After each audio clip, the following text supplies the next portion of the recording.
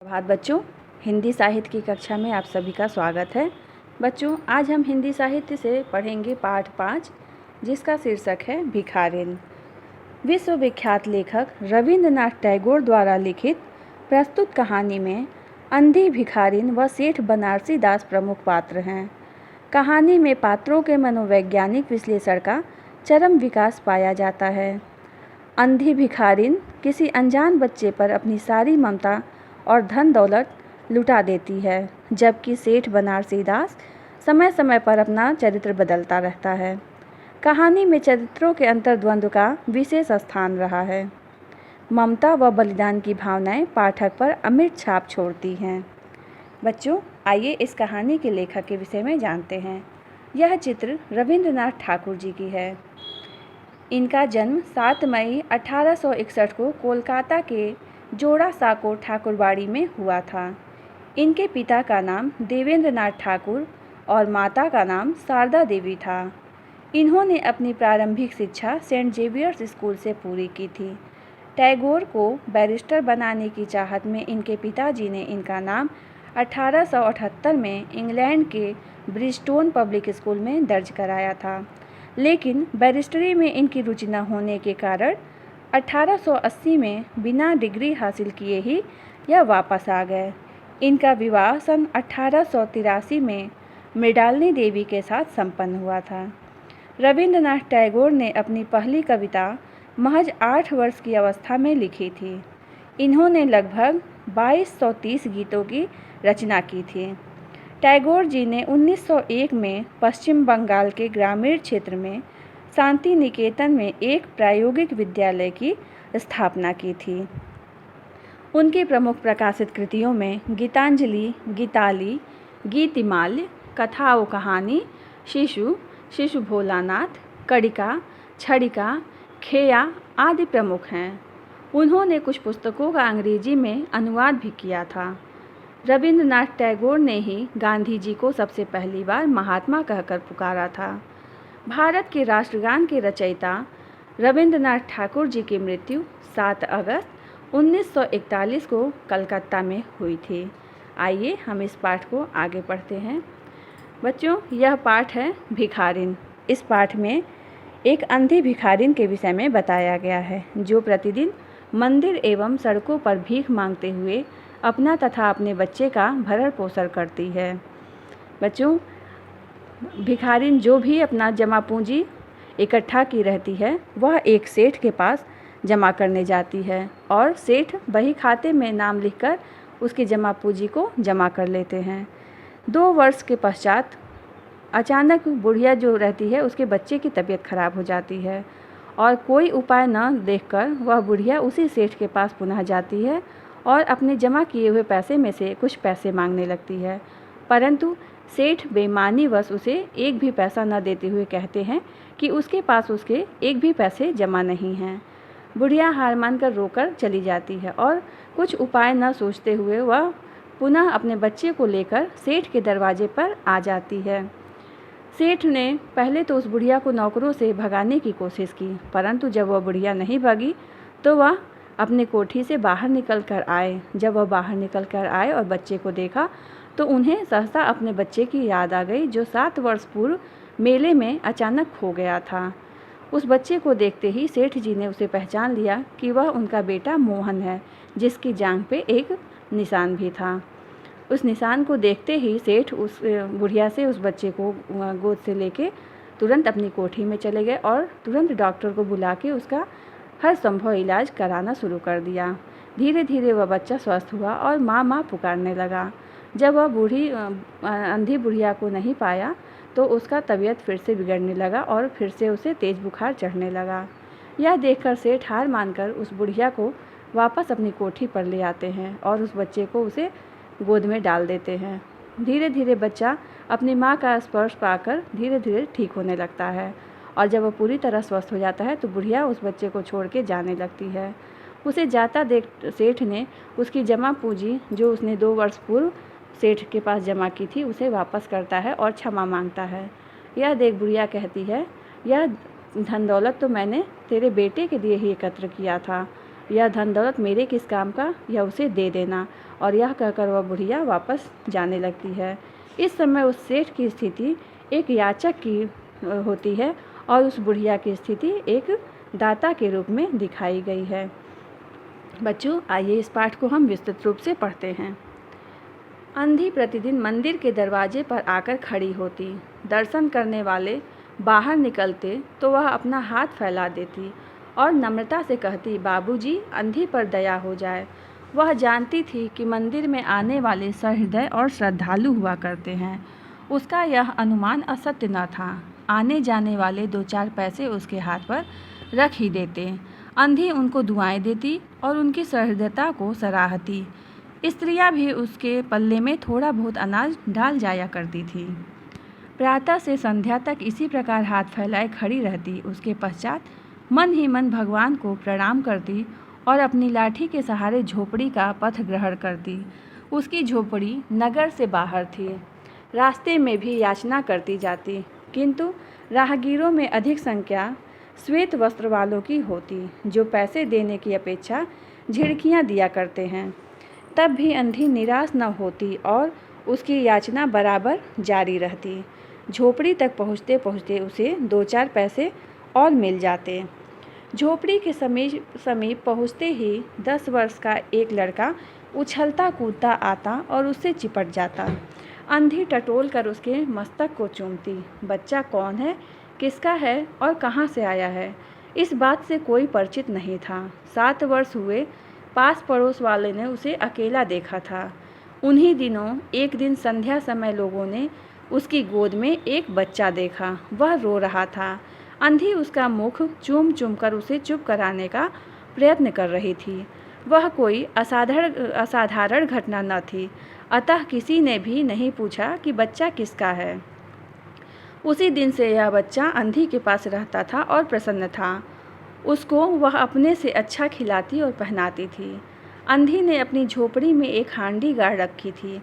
संध्या समय जो कुछ रुपए पैसे मांग कर लाती उसमें डाल देती और उसे किसी वस्तु से ढाँप देती, इसलिए कि दूसरे व्यक्तियों की दृष्टि उस पर न पड़े। खाने के लिए अन्न काफ़ी मिल जाता था। उससे काम चलाती। पहले बच्चे को पेट भर खिलाती, फिर स्वयं खाती। रात को बच्चे को अपने वक्ष से लगाकर वहीं पड़ी रहती। प्रातः होते ही उसको खिला पिलाकर फिर मंदिर के द्वार पर जा बैठती। काशी में सेठ बनारसी दास बहुत प्रसिद्ध व्यक्ति थे। बच्चा बच्चा उनकी कोठी से परिचित था। बहुत बड़े देशभक्त और धर्मात्मा थे। धर्म में उनकी बड़ी रुचि थी। दिन के 12 बजे तक सेठ स्नान ध्यान में संलग्न रहते। कोठी पर हर समय भीड़ लगी रहती। कर्ज के इच्छुक तो आते ही थे, परंतु ऐसे व्यक्तियों का भी तांता बंधा रहता था जो अपनी पूंजी सेठ के पास धरोहर रूप में रखने आते थे। सैकड़ों भिखारी अपनी जमा पूंजी इन्हीं सेठ जी के पास जमा कर जाते। अंधी को भी यह बात ज्ञात थी, परंतु पता नहीं अब तक वह अपनी कमाई यहाँ जमा करने में क्यों हिचकिचाती रही। उसके पास काफ़ी रुपए हो गए थे। हांडी लगभग पूरी भर गई थी। उसको शंका थी कि कोई चुरा न ले। एक दिन संध्या समय अंधी ने वह हांडी उठाई और अपने फटे हुए आंचल में छिपाकर सेठ जी की कोठी पर पहुंची। सेठ जी बही खाते के पृष्ठ उलट पलट रहे थे। उन्होंने पूछा, क्या है बुढ़िया? अंधी ने हांडी उनके आगे सरका दी और डरते डरते कहा, सेठ जी, इसे अपने पास जमा कर लो। अंधी अपाहिज कहाँ रखती फिरूंगी। सेठ जी ने हांडी की ओर देखकर कहा, इसमें क्या है? अंधी ने उत्तर दिया, भीख मांग मांग कर अपने बच्चे के लिए 2-4 पैसे संग्रह किए हैं। अपने पास रखते डरती हूँ। कृपया इन्हें आप अपनी कोठी में रख लें।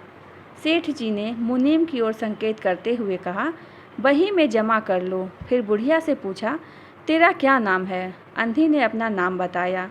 मुनीम जी ने नकदी गिनकर उसके नाम से जमा कर ली और वह सेठ जी को आशीर्वाद देती हुई अपनी झोपड़ी में चली गई। 2 वर्ष बहुत सुख के साथ बीते। उसके पश्चात एक दिन लड़के को ज्वर ने आ दबाया। अंधी ने दवा दारू की झाड़ फूँक से भी काम लिया, टोने टोटके की परीक्षा की, परंतु सभी प्रयत्न व्यर्थ सिद्ध हुए। लड़के की दशा दिन प्रतिदिन बुरी होती गई। अंधी का हृदय टूट गया। साहस ने जवाब दे दिया। वह निराश हो गई, परंतु फिर ध्यान आया कि संभवतः डॉक्टर के इलाज से फ़ायदा हो जाए। इस विचार के आते ही वह गिरती पड़ती सेठ जी की कोठी पर जा पहुंची। सेठ जी उपस्थित थे। अंधी ने कहा, सेठ जी, मेरी जमा पूंजी में से 10-5 रुपये मुझे मिल जाए तो बड़ी कृपा हो। मेरा बच्चा बीमार है, डॉक्टर को दिखाऊंगी। सेठ जी ने कठोर स्वर में कहा, कैसी जमा पूंजी, कैसे पैसे? मेरे पास किसी के रुपए जमा नहीं हैं। अंधी ने रोते हुए उत्तर दिया, 2 वर्ष हुए मैं आपके पास धरोहर रख गई थी, दे दीजिए, बड़ी दया होगी। सेठ जी ने मुनीम की ओर रहस्यमयी दृष्टि से देखते हुए कहा, जरा देखना तो इसके नाम की कोई पूंजी जमा है क्या? तेरा नाम क्या है री? अंधी की जान में जान आई। आशा बंधी। पहला उत्तर सुनकर उसने सोचा कि सेठ बेईमान है, किंतु अब सोचने लगी संभवतः उसे ध्यान न रहा होगा। ऐसा धर्मी व्यक्ति भी भला कहीं झूठ बोल सकता है।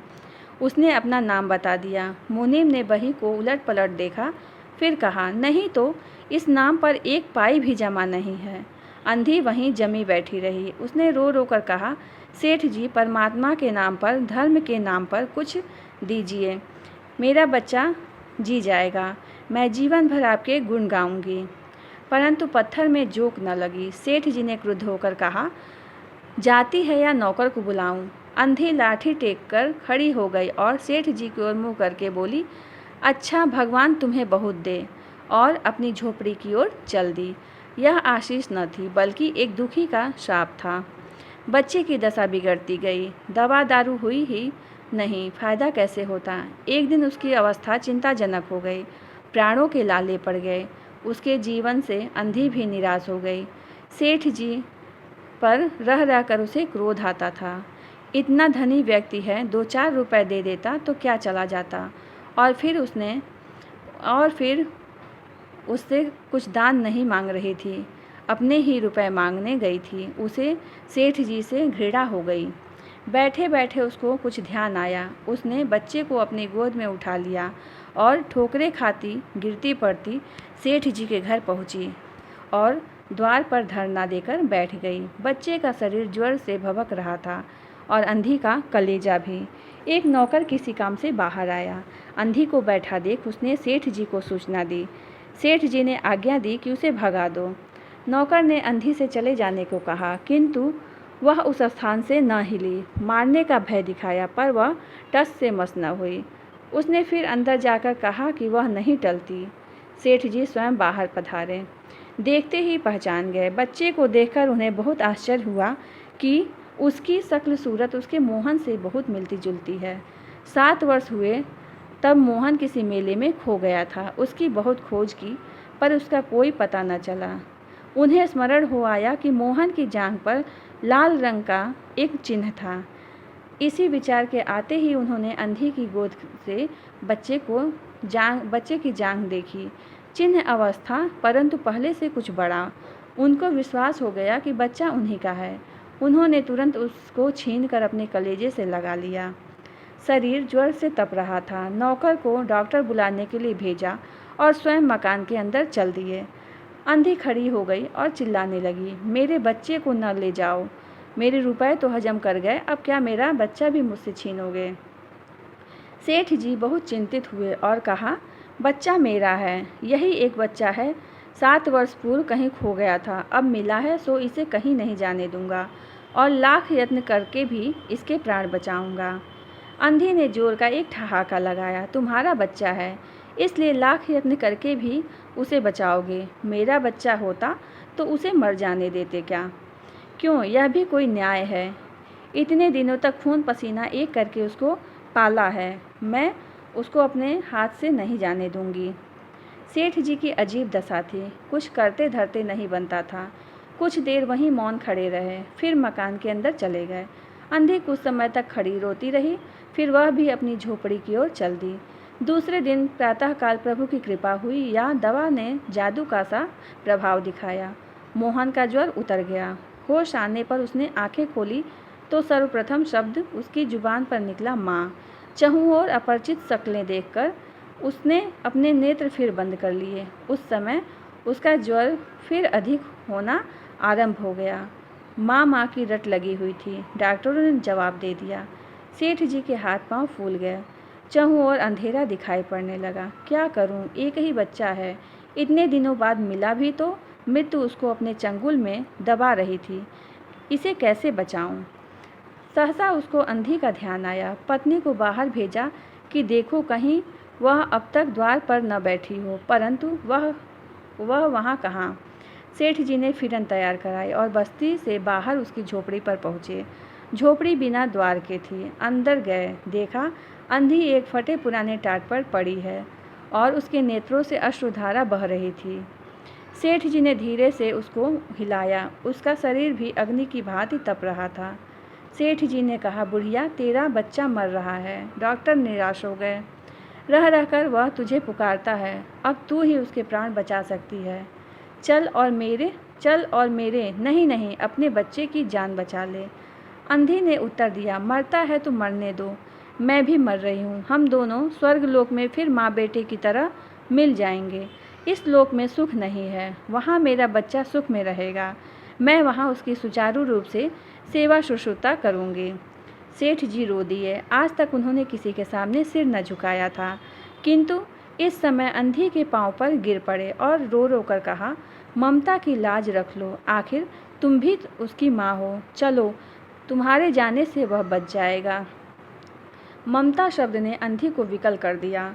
उसने तुरंत कहा, अच्छा चलो। सेठ जी सहारा देकर उसे बाहर लाए और फिटन पर बैठा लिया। फिटन घर की ओर दौड़ने लगी। उस समय सेठ जी और अंधी भिखारिन दोनों की एक ही दशा थी।